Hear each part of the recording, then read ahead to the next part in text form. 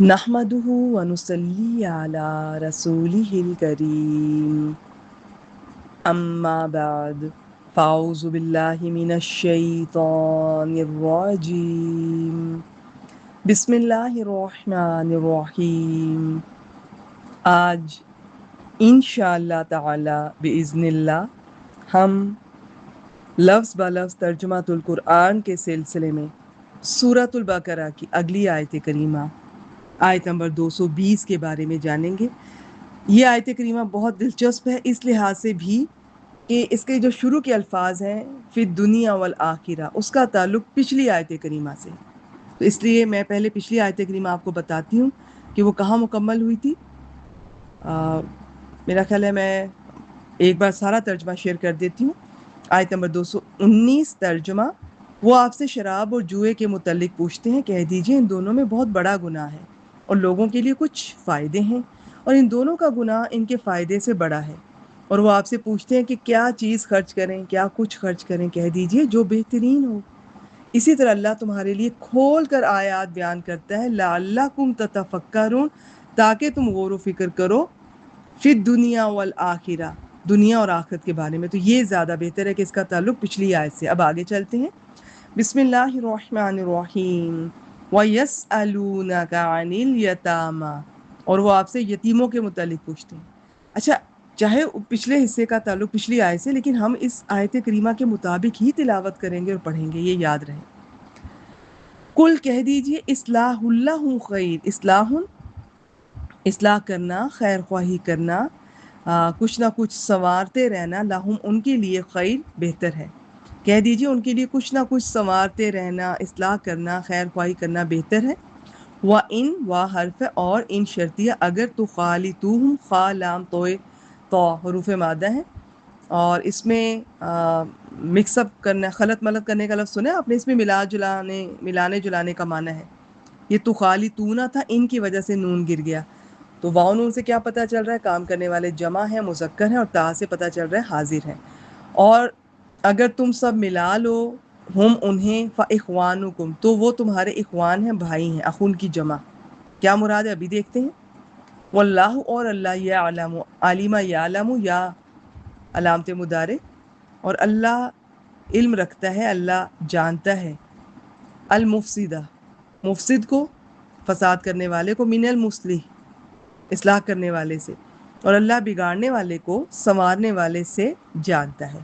وَلَوْ شَاءَ اللَّهُ، اور اگر اللہ چاہتا، لَأَعْنَتَكُمْ، عین نون تا حروف مادہ اور زبر والا لام لام تاکید، یہ اکثر لو کے جواب میں آتا ہے. اچھا، تمام شرط والے الفاظ کا ترجمہ مستقبل کے حال میں کرتے ہیں سوائے لو کے. لو ویسے کم از کم 4 طرح کا ہے، لیکن اگر لو شرطیہ آئے تو اس کا ترجمہ مستقبل کے حال میں نہیں کرتے. اگر تو محنت کرتا تو تو کامیاب ہو جاتا، اس طرح سے. اور اگر اللہ چاہتا لَأَعْنَتَكُمْ، تو تم سب کو ضرور مشقت میں ڈال دیتا. ان اللہ، بے شک اللہ، عزیز حکیم. دونوں فعیل کے وزن پر ہیں، ان میں مبالغہ بھی پایا جائے گا اور ہمیشگی بھی. اور بے شک اللہ سب پر غالب، کمال حکمت والا ہے. عزیز میں عزت کا معنی بھی ہے، قہر کا، غلبے کا. تو فی دنیا والآخرہ، اس کا تعلق اس سے پہلی آیت لعلکم تتفکرون کے ساتھ ہے، یعنی اللہ تعالیٰ تمہارے لیے شراب اور جوئے میں دنیا کے فائدے اور دنیا اور آخرت میں اس کے نقصانات اور ان کا کبیرہ گناہ ہونا، اور شراب اور جوئے کے بجائے اللہ کے راستے میں اپنی بہترین چیز خرچ کر کھول کر بیان کر رہا ہے، تاکہ تم چند روزہ دنیا اور ہمیشہ رہنے والی آخرت دونوں میں خود ہی غور و فکر کر لو، تاکہ عقل سے کام لے کر تم کس کو ترجیح دیتے ہو. الیتامہ، جس کا باپ فوت ہو گیا، وہ بالغ ہونے تک یتیم ہے، یعنی وہ نابالغ بچہ جس کے باپ کا سایہ اس کے سر سے اٹھ جائے، یتیم اسے کہا جاتا ہے. اصلاح اللہ خیر، اصلاح کا ترجمہ انہوں نے کیا ہے کچھ نہ کچھ سنوارتے رہنا، اصلاح کرنا، بھلائی کرنا، یعنی ان کے مال کی حفاظت کے ساتھ ان کی تعلیم، اخلاق، یہ لفظ اخلاق ہوتا ہے، اخلاق نہیں، صحت اور تمام معاملات کی کچھ نہ کچھ اصلاح جو تمہارے بس میں ہو کرتے رہنا. انہیں یتیم سمجھ کے باس پرس نہ کرنے سے بہت بہتر ہے. پھر یہ جو ہے نا وَإِن تُخَالِطُوهُمْ، تم اگر ملا لو انہیں.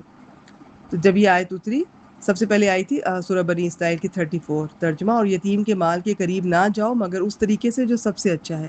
تو لوگوں نے یتیموں کے مال الگ کر دیے، چنانچہ یتیموں کا کھانا بھی الگ پکنے لگا، پھر خراب ہونے لگا، گوشت بدبودار ہونے لگا. یہ نبی اکرم صلی اللہ علیہ وسلم سے جب اس بات کا ذکر کیا گیا تو اس پر یہ آیت اتری، تو لوگوں نے انہیں پھر اپنے ساتھ ملا لیا. یہاں پہ ریفرنس دیے ہوئے ہیں. تو مگر اللہ نے تم پر مشقت نہیں ڈالی بلکہ آسانی اور وسعت پیدا فرمائی، چنانچہ اصلاح کی نیت سے انہیں اپنے ساتھ ملا سکتے ہو، اور اگر محتاج ہو تو بقدر خدمت اور ضرورت ان کے مال سے فائدہ بھی اٹھا سکتے ہو، جیسا کہ سورۃ النساء آیت نمبر 6 میں فرمایا. اور جو غنی ہو تو وہ بہت بچے، اور جو محتاج ہو تو وہ جانے پہچانے طریقے سے کھا لے. یعنی خود اس کے پاس اتنا نہیں ہے، اپنا پورا نہیں ہو رہا، اور یتیم کی اگر کفالت کر رہا ہے تو یتیم کے مال میں سے وہ اس پر لگا سکتا ہے. تو یہ بالکل ٹھیک ہے، جائز ہے. تو اس کا ترجمہ ایک بار پھر شیئر کر دیتے ہیں. دنیا اور آخرت کے بارے میں اس کا تعلق پچھلی آیت سے میں نے آپ سے شیئر کیا.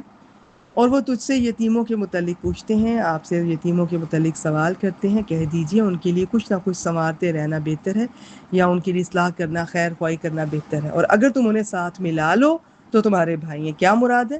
میں نے تفسیر آپ کے سامنے رکھی. اور اللہ بگاڑنے والے کو سنوارنے والے سے جانتا ہے، اور اگر اللہ چاہتا تو تمہیں ضرور مشقت میں ڈال دیتا. بے شک اللہ سب پر غالب کمال حکمت والا ہے. آج کے لیے اتنا ہی. وآخر دعوانا الحمد للہ رب العالمین.